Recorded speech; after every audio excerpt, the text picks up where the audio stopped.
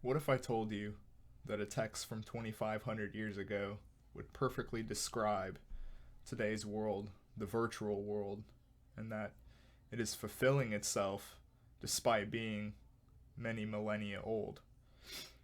We see around today the chasing of screens and images where being itself is really replicated or supplanted with seeming.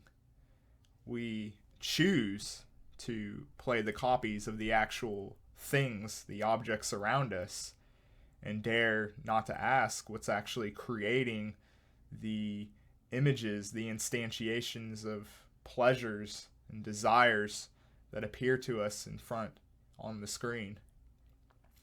These shadow makers, these image creators, could be seen as somewhat rhizomatic in nature.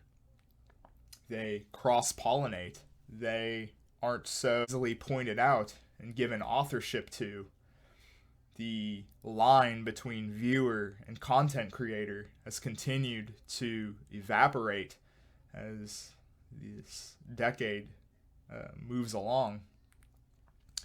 And yet, despite the fact that we are so enamored with these screens, there is a bit of an anxiety that could be described with, memes or jokes of, touching grass. This sort of idea of, going back to the way the world used to be, the way that through these millennial eyes saw the transformation of analog technologies to now digitized social media spheres where we are constantly connected in mass media.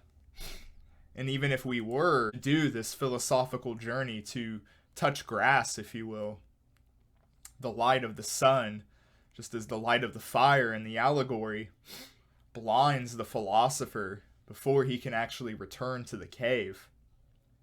And this is, of course, a very poignant point, really, with Plato's writing, because he never directly will tell you how to break free or where the path to freedom is out of the cave.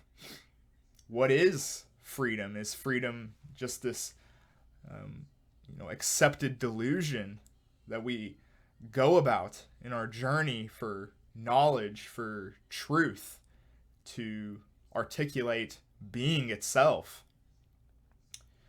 Or is it, outside of the cave, as many would say? The journey out leads to freedom. But as the story of Socrates goes, he returns to the cave. He returns to mass media. He must further add fuel to the issue of the fire at hand.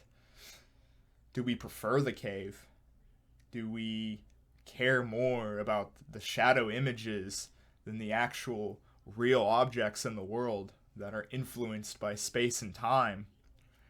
Whereas today in mass media, space and time really end up break down as we have instant gratification, instant connection across the world at any given moment.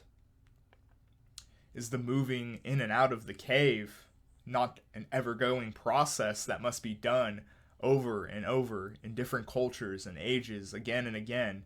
And perhaps that is the key insight here on how an ancient text can resurface with new interpretation, with new meaning, as we navigate the hypermodern era. Cultures and ages and generations have always undergone this process of trying to find freedom, of trying to find the light of the sun, and to apply its knowledge to journey through the cave, and must be repeated again and again. And perhaps that is why we see the cave resurface again in a new meaning.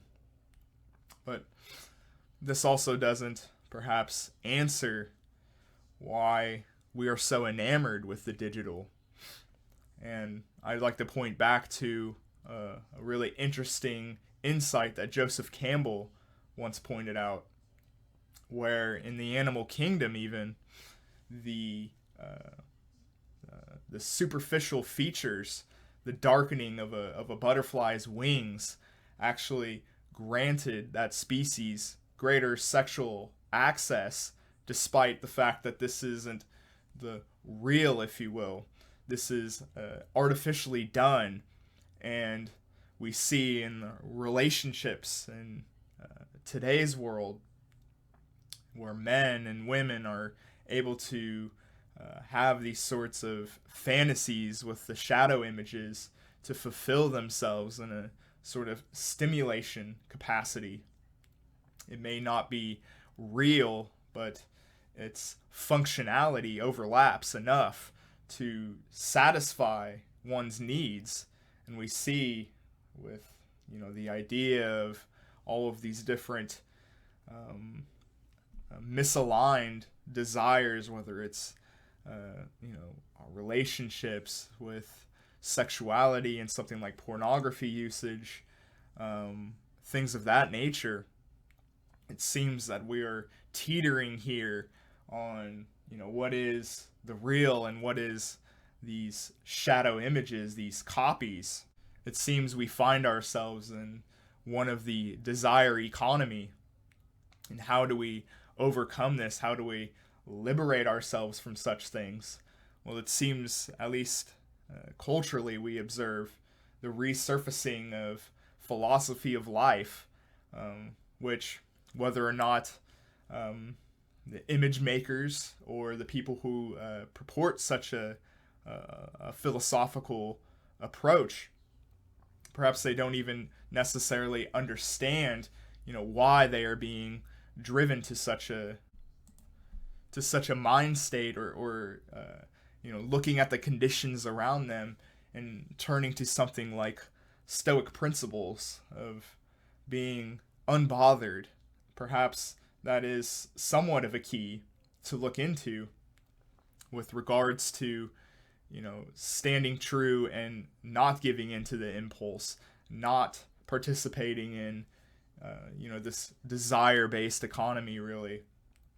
And, ultimately, though, choosing in a more deliberate and perhaps knowledgeable way, in a Platonic sense, towards, what images we ultimately are going to pay attention to, or, exhibit our desires on.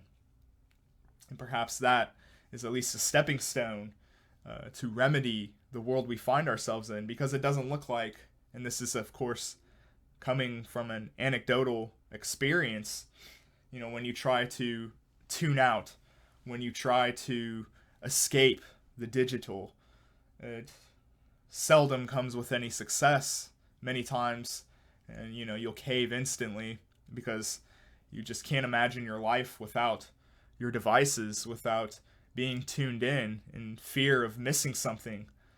And it doesn't look like that's going to go away anytime soon. And of course, there is a subtle irony here. I'm talking about the freedom from the digital, or at least our relationship with it, but nonetheless, I am talking to you on a screen right now.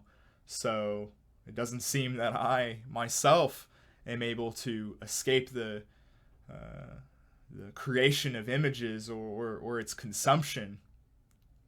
I too am, involved with this relationship, even if I appear to have accrued some knowledge with regards to our relationship and our description of it.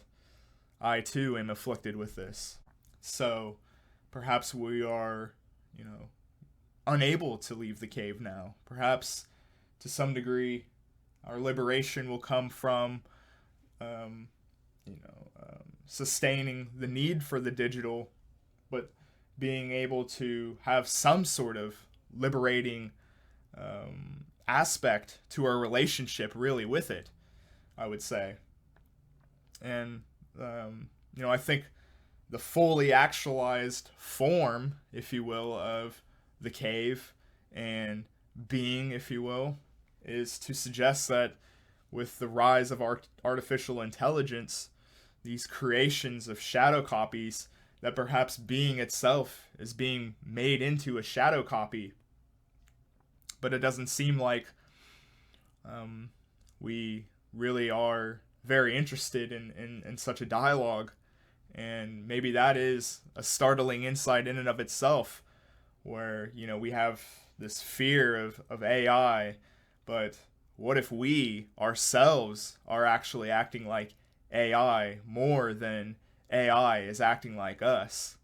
And that is just a few questions and really assessment of today's world in regards to this ancient text that still plays a major role and insight into today's world. And I hope you guys enjoyed this video.